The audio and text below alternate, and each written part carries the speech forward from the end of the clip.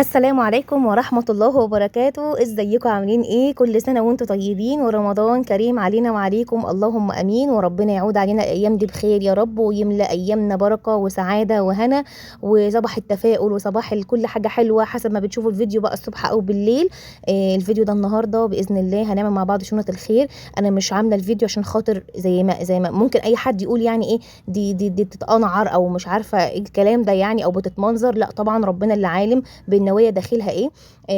انا كنت فاتحه القناه السنه اللي فاتت وعدى عليا اول رمضان، وبرده الحمد لله كنت عامله شنط خير وكل حاجه، ولكن انا ما نزلتش الفيديو ده. بس السنه دي انا لما لقيت ليا متابعين قلت اتكلم معاهم اعرفهم ازاي انا ابتديت في الموضوع ده و... و... والحمد لله بقالي كام سنه انا وجوزي، ربنا يبارك لي فيه ويهديه لي ويحميه لي يا رب هو وازواجكم اللهم امين. ممكن يكون فكره بسيطه انا هديها لكم تبدا معاكم، يعني ايه تبداوا تعملوها وانتوا كنتش عارفه يعني مثلا تبتدوا ازاي، او المواضيع او الموضوع لا الدنيا غاليه، لا مش هنعرف نعمل، لا مش هنعرف نواظب. الاول نقول بسم الله الرحمن الرحيم، اللهم صل وسلم وبارك على سيدنا محمد وعلى اله وصحبه وسلم اجمعين. واللهم ارحم امواتنا جميعا يا رب العالمين، وارحم والدي ووالدتي اللهم امين. ترحموا على والدي ووالدتي يا جماعه بعد اذنكم، الله يصلح حالكم. والاول نحط لايك وشير لمطبخ اميره وريماس، سبسكرايب يعني، وسيبوا لي كومنت ان شاء الله الاقي الكومنتات بتاعتكم ان احنا هنعمل يا اميره ولو حتى شنطه واحده. ابتديت ازاي في الموضوع ده؟ عايزه اقول لكم ان يعني الحاجات اللي احنا بنعملها دي اللي هي الشنط دي ممكن تبقى بالنسبه لنا او يعني حاجه بسيطه بنطلعها، لكن الناس اللي رايحه لهم الحاجه دي بالنسبه لهم حاجه كبيره جدا جدا جدا. يعني بيفرحوا بالشنطه دي بطريقه يعني مش يعني بسم الله ما شاء الله، ربنا يزيد ويبارك في اي فرحه اي حد وما يقطع الفرحه من بيوت اي حد. لو حاجه بسيطه داخله بايديكي على الناس دي بيبقوا فرحانين جدا جدا جدا بيها بصراحه يعني. فطبعا من الصدقات الجامده جدا برضو ادخال السرور على الاسر يعني وعلى الناس. بصوا انا ابتديت في الشنط دي من كام سنه ازاي. هي كانت بصراحه عاده عن والدي الله يرحمه ويرحم والدتي يا رب اللهم امين، من قبل ما اتجوز. واحنا طبعا العاده دي كانت عندنا الحمد لله والشكر لله، ربنا يتقبل منهم صالح الاعمال ويجعله في ميزان حسناتهم يا رب، هو ووالدتي اللهم امين. وكان برضو الذبيح في العيد الكبير في عيد الاضحى كان برضو من العادات الجميله جدا اللي احنا كنا دايما مواظبين عليها الحمد لله. وطبعا ده كان رزق بيبقى من عند ربنا، وربنا كان بيسترها معانا ستر غير طبيعي في كل شيء، علشان خاطر الحاجات اللي احنا بنعملها دي حتى لو ما كانتش حاجه كبيره، لو حاجه صغيره فده بيبقى من عند ربنا، بيحوش عنك حاجات كتير انت وبيتك واسرتك واولادك وفي حياتك وفي خطوتك وفي سفرك وفي مشيك وفي كل حاجه في حياه البني ادم. فانا بعد وفاه والدي الحقيقه ما حبيتش ان انا اقطع العاده دي، ورغم ان انا يعني الظروف الماديه وقتها كنا لسه متجوزين بقى انا وزوجي ويعني ولسه بقى وشقه ايجار ومش عارفه ايه والكلام ده لكن قلت له بقول لك ايه، ما تيجي نتوكل على الله ومش عايزين نقطع العاده دي، علشان ايه انا متعوده على كده وهو كمان شجعني الحقيقه، ربنا يحميه ويبارك لي فيه يا رب اللهم امين. قال لي خلاص يلا نتوكل على الله، وابتدينا باقل القليل. عارفين يعني ايه اقل القليل؟ يعني مش هقول لكم ان انا عملت اول ما عملت 20 شنطه 10 شنط، لا لا لا خالص. كان تقريبا اول ما عملت على ما اتذكر 4 أو 5 شنط بالكتير، في حين كمان ان محتوى الشنطه نفسها ما كانش كتير. يعني اول ما انا ابتديت من كام سنه محتوى الشنطه نفسه ما كانش كتير خالص، يعني كان على قدي قوي، وكان نص اللي كان جواها كمان كان من خزين بيتي انا، من الحاجات اللي انا باكل منها. ما كنتش بشتري حاجات كتير من بره، يعني كنت بحط ممكن رز، حبه لوبيا، حبه عدس، حبه تمر من البيت اللي انا شارياهم ليا. ما كنتش بقى ساعتها بجيب يميش رمضان، وما كنتش لسه بحط زيت، وما كنتش لسه بحط سكر والحوارات دي خالص. يعني كنت بقى يعني شوفوا كلمه اقل القليل عامله ازاي. يعني انت ممكن لما تبتدي بشنطه واحده ممكن ما تبقاش شنطه، ممكن تطلعي كيلو رز، يعني كيلو رز كيلو رز. يعني لو دخلتي على النت كده هتلاقي ناس بتقول احنا ما عندناش رز، لو طلعتي كيلو رز كانك طلعتي شنطه بالظبط، لان ده اللي ربنا قدرك عليه، وانت بتدي لربنا حاجه كويسه زي ما انت بتاكليها وزي ما انت تحبيها لبيتك بتطلعيها للناس. فمش مقياس خالص ان انت تملي الشنطه بحاجات كتير مادام انت مش قادره، ولكن ما تقطعيش العاده، طلعيها واعمليها ووديها للي يستحقها. لو هتطلعي في كل شنطه مثلا نص كيلو رز، ربع عدس، ربع لوبيا، مش لازم تحطي زيت وخل والحوارات التانية دي، بما ان انت على قدك يعني على قد لحافك مدي رجليك. لا انا مش عاوزه اقطع العاده دي، وفي نفس الوقت مش عاوزه ابطل ان انا اعمله واودي الستر اللي ربنا بيستره معايا في حاجات بسيطه زي دي للناس اللي تستاهل، اللي الناس دي لها حق علينا بالفعل. هتقولوا لي انت مثلا ما انت عندك قناه ومش عارفه ايه وبتقبضي مش عارفه ايه. الحمد لله والشكر لله، اللي عارفني لحد دلوقتي انا لسه ما حققتش اصلا شروط القناه نهائي، وما بقبضش منها ولا مليم خالص يعني، وانا مش حاطه الموضوع ده في دماغي. انا حابه ان انا يكون ليا متابعين بيشوفوني وخلاص. لكن الحمد لله ربنا اللي بيرزق بفلوس الكلام ده، ربنا اللي بيرزق بفلوس الصدقات اللي انت بتطلعيها، ربنا اللي بيرزق في الصحه، في النعمه، في النفس اللي تتنفسيه. انا عايزه اقول لكم ان انا بقالي 5 ايام، يعني اليوم اللي انا كنت بعمل فيه الفيديو ده 5 يوم الميه مقطوعه عندنا، ودي طبعا نعمه كبيره جدا. يعني ممكن ناس كتير ما تبقاش حاسه بيها الا لما تكون راحه من عندها. في بلاد يا جماعه فعلا فعلا ما عندهاش ميه اصلا، ما عندهاش ميه، بتضطر تركب عشان تروح بلد جنبها تملى ميه من هناك. مش هقول لك بقى ما في بيتها بس ما عندهاش ميه، لا، في البلد نفسها اصلا ما فيش مواسير ميه، ما فيش صرف ان هو مواسير الميه الكبيره دي ما فيش صرف، ما فيش مش عارفه ايه. فاحنا في نعمه كبيره جدا، كل حاجه في حياتنا لو بصينا لها هنلاقيها نعمه كبيره قوي. فبالنسبه للشنط دي زي ما بقول لك ابتديها بحاجه بسيطه، السنه اللي وراها هتكتر منك، السنه اللي وراها هتبقي عامله حسابها، اللي وراها هتبقي عامله حسابها. والله العظيم انا في بيتي لحد دلوقتي لحد وقتنا هذا، ما انا بسجل الفيديو كده صوت وكلام اهو، ان انا لسه ما جبت الفراخ بتاعتي في بيتي، ان هي اللي بتاعت رمضان، ان انضفها واخزنها والكلام ده. حتى اللي متابعني في الفيديوهات بتاعتي انا لسه ما نزلتش اصلا فيديوهات التخزين بتاع رمضان، او اللي هو التفريزات اللحوم والفراخ، لاني انا ما جبتش. ليه انا ما جبتش ولا جبت يا مش رمضان ليا ولا لاولادي ولا البيت؟ ليه ما جبتش الكلام ده؟ لاني الاول عايزه اوفي حق الناس عليا، لازم اعمل الشنط اللي انا عامله حسابي ان انا اعملها السنه دي. الحمد لله والشكر لله، كل سنه بتزيد معايا اللهم بارك. والادهى بقى والاحلى من كل الكلام ده ان بدا في ناس يعرفوا ان انا بعمل شنط، بداوا يزودوا معانا ويشاركوا معانا، وانا بشكرهم جدا جدا جدا.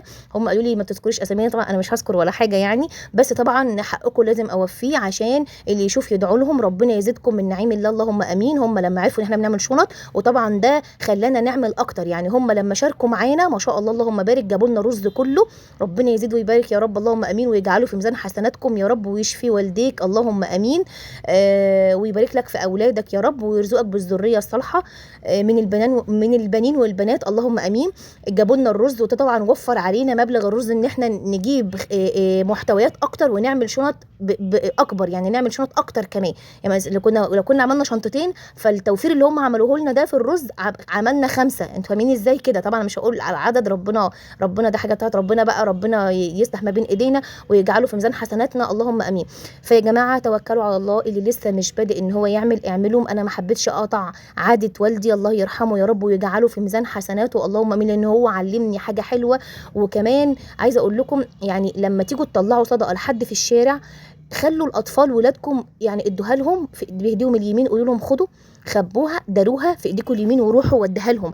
لما انت تعوديهم او انت تعودهم على كده، هيطلعوا طول عمرهم بيعملوا الموضوع ده بنفس الطريقه اللي انت عودتيهم.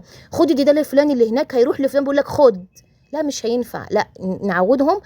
خبي في ايديكي، داري الحاجه ودي للناس عشان ما تحرجيهاش، وما تكسريش بنفسهم. فيا رب يا رب اللهم امين، رمضان ده ما يحرج اي اب قدام اولاده ابدا، ويخلي كل البيوت مستوره اللهم امين. وربنا دايما يزيد الخير في رمضان وفي الايام التانيه، بس احنا في ايام مباركه، ايام حلوه، ايام ربنا يعني بيجبر فيها خاطر الناس كلها. والله والله انا بشوف ستر في حياتي بسبب حاجات بسيطة أنا بعملها، أنا شايفة إنها حاجة قليلة، أنا مش قادرة أوفي حق ربنا ونعمه عليا، ولكن اللي أنا بقدر عليه أنا بعمله. فإحنا بنشوف في حياتنا وفي ولادنا وفي بيتنا وفي خطوتنا وفي سفرنا وفي مشينا في نعم ربنا مديها لنا، وستر كبير كبير مش هنقدر نوفي اللي ربنا بيعمله معانا. يا رب يتقبل مننا صالح الأعمال، ويا رب يزيدنا كمان وكمان عشان ندي حقوق للناس علينا. عايزة أقول لكم الأول الفانوس ده أنا كنت بكيس الحاجات بره وبوزن وما كنتش قادره، خلاص ظهري مات مني. يا امجد تعالى انت وادم كيسوا معايا، قالوا لي لا كيسوا انتوا وخلصوا الفيديو بتاعكم، احنا هنا في البلكونه بندهن الفانوس ده، فانوس والدي الله يرحمه ووالدتي اللهم امين. انا بصراحه اخدته معتزيه بيه جدا، وكل سنه بدهنه لون عن اللي قبليه عشان خاطر احس ان ايه في بهجه وسرور معايا. وربنا يرحمك يا بابا انت وماما.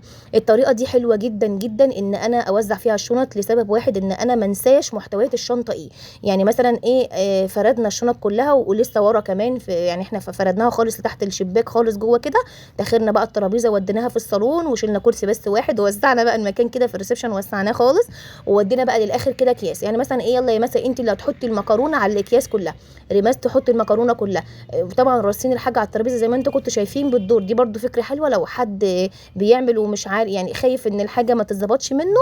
في افكار كتير بس انا حبيتها اكتر. يعني بحط بقى الشاي اوزعه كله، الزيت اوزعه كله، الخل زي ما انتوا شايفين وزي ما انتوا قادرين تعملوا اعملوا. ما حدش يقول لكم ايه ده، ايه الشنطه القليله دي، لا والله العظيم بتبقى فرحه كبيره لو وديتي كيلو رز واحد. عارفه لو طلعتي كيلو رز وجنبيه كيلو بطاطس، والله العظيم بتبقى فرحه. على فكره انا يعني على قد ما انا يعني ما شاء الله ربنا يزيد ويبارك، يعني بنطلع في رمضان. انا بيجي لي انا كمان، يعني انا في ناس قرايبي يا اميره كل سنه وانت طيبه دي شنطه رمضان، يا ببقى فرحانه جدا، ببقى فرحانه جدا جدا. اولا انت بتديهم الثواب، انا ما بقولش لحد لا خلاص هات ماشي كل سنه وانت طيب. بصوا الصلصه اللي انا بوريها لكم دي وامجد واحنا بنشتري الحاجه قال له في انواع صلصه كذا وكذا وكذا، ومن ضمنهم كان النوع ده اللي هو اسمه اميره الشام. قال له لا هات لي اميره الشام عشان خاطر يعني اميره الشام اللي هو انا يا جماعه، يعني بلاش كسوف بقى وكده. ف فانتي مش معنى ان انا بطلع معنى ان انا ممكن ارفض، لا هاتي انا ممكن اخدها ماشي، بس لو لقيت حد قدامي محتاجها هديها له مع الشنط. طبعا هبقى انا خدت ثواب واللي مطلعها واخد ثواب، وهتبقي دخلتي فرحه وسرور على اسره مستنيه مش عارفه تعمل ايه في رمضان. وخصوصا ان اليومين اللي احنا فيهم دول ربنا يعين كل رب أسرة، اللهم أمين يا رب، على مصاريف أولاده وعلى بيته. يا رب يستر البيوت كلها، وما حد أبدا يحس إن هو خجول أو خجلان قدام أولاده، ويعدي كل رمضان علينا بخير يا رب، وما تحرم أي أسرة من الفرحة أبدا، اللهم أمين، بحق الأيام المفترجة اللي احنا فيها دي. هنتوكل على الله. اللي شاف الفيديو لحد هنا يا ريت ما تنساش لو هتطلع كيلو رز واحد والله ربنا هيشيل عنك طول السنه حاجات انت مش هتحس بيها. لو انكشف عننا الغطاء هنقول يا رب يا رب يا رب يا رب. والله العظيم ربنا بيسترها معانا في نعم كتير جدا، نعمه الصحه ونعمه المشي ونعمه يعني النفس، وان احنا ربنا ما يحوجناش لاي حد، والرزق والرضا بالمقسوم. عارفين يعني ايه رضا بالمقسوم؟ يعني ممكن انا ما اكونش معايا في الشهر ان انا اجيب فراخ، ولما اكل لقمه عيش بجبنه بحس ان انا اكلت ديك رومي. ده طبعا اسمه الرضا. اللهم اجعلنا من الراضيين يا رب العالمين، اللهم ارضنا وارض عنا اللهم امين. فالرضا ده توابع الحاجات اللي احنا بنعملها. توابع الصدقه اللي انت بتطلعيها، طلعت جنيه طلعت نص، دي توابع اللي ربنا بيقدرك عليه اعمليه. طبعا احنا بنشوف ده الكلام ده في حياتنا، ربنا بيسترها مع اولادنا ومعانا في مذاكرتهم، في سماعهم للكلام لينا. ربنا يهديهم اللهم امين، ويهدوا بيوتنا. ودايما ادعم بالهدايه والطمانينه للبيت. يعني ايه الهدايه والطمانينه؟ اللهم اجعل البيت دايما مطمئن، يعني ما يحصلش فيه مشاكل، ما يحصلش فيه زعيق، الاولاد يبقوا هاديين معانا، سرنا هادي. كل البيوت بيحصل فيها شدات ومكالمات وكله بقى بيشد مع بعضه ساعات، بس ده اسمه شيطان بيخش ما بيننا. لا ابعدوا الكلام ده. دايما ادعوا اللهم امين يا رب العالمين، اجعل بيتي مطمئن يا رب العالمين اللهم امين. فان شاء الله انا متاكده ان في ناس هتطلع من الفيديو ده هتطلع. لو عارفه طلعي كيسين مكرونه، حطي معاهم كيس ملح. عارفه ما تحطي كيس ملح هيفضل طول رمضان. كل ما تحطي ملح هتاخدي ثواب في الاكل، كل ما تحطي ملح ويفطر هتاخدي ثواب في الاكل. مش لازم تعملي شنطه كبيره واحده ورا الثانيه ورا الثالثه، كل سنه هتلاقيكي بتزودي شنطه او اتنين لحد ما توصلي باذن الله لما يرضي له نفسك. يعني اللي يرضيك انك تطلعيه لوجه الله ربنا هيزيدك، وهتطلعي اكتر وهتطلعي اكتر، وهتبقي حاسه ان انت برده كل ما تطلعي اكتر هتحسي ان انا برده لسه ما طلعتش، لان انت حابه الموضوع ده، حابه الخير. بتمنى يا جماعه اللي وصل لحد هنا في الفيديو بجد اكتبوا لي في الكومنتات ان شاء الله يا اميره هنطلع باذن الله. واللي لسه برده مش قادر خدوا الفكره وانوم. لو نيتك موجوده ربنا هيديك على قد نيتك. عارفه لو نيتك موجوده وانت نفسك ومفيش، ربنا ان شاء الله يديك على قد نيتك، وان شاء الله باذن الله السنه اللي وراها هيبقى فيه وهتطلعي وهتعملي. وبس انت انوي قولي يا رب اديني، يا رب اديني عشان اعمل، يا رب ارزقني زياده، يا رب بارك لي في اولادي، يا رب انا نفسي اعمل يا رب. بس العين بصيره والايد قصيره زي ما بيقولوا، ربنا هيرزقك وربنا هيديكي وهيطعمك ان شاء الله، عشان انت تدي للناس التانية اللي حقهم علينا ان احنا لازم ناخد بالنا منهم وما ننساهمش ابدا. وتاني تاني تاني بشكر الناس اللي ساعدتنا ساعدتنا في موضوع الرز، وربنا يبارك فيكم الشركاء اللي كانوا معانا. وعايزه اشكر شكر كبير جدا جدا جدا لحمايا وحماتي، اللهم بارك لي فيهم وفي صحتهم وفي عمرهم، لان هم بيدعموني دايما في الموضوع ده. وطبعا بيقولوا لي احنا مش هنخلي الثواب ليك لوحدك، قلت لهم لا طبعا الثواب لنا كلنا، احنا في عرض اي ثواب، لان احنا ما احناش ضامنين احنا عايشين بكره ولا لا، وربنا يجعل له في ميزان حسناتنا يا رب، اللهم امين، وتقبل مننا. ودي الشنط وفي اكتر كمان الحمد لله والشكر لله، ربنا يزيد ويبارك، وان شاء الله تروح لاصحابها اللي فعلا محتاجينها بجد، ونوديها للناس ثقه. وكل سنه وانتم طيبين ورمضان كريم. وشايفين الشنط دي انا حبيت ان انا اجيبها رمضان كريم كده عشان ندخل السرور على قلب من ياخذها، يعني بنتكلم باللغه العربيه الفصحى.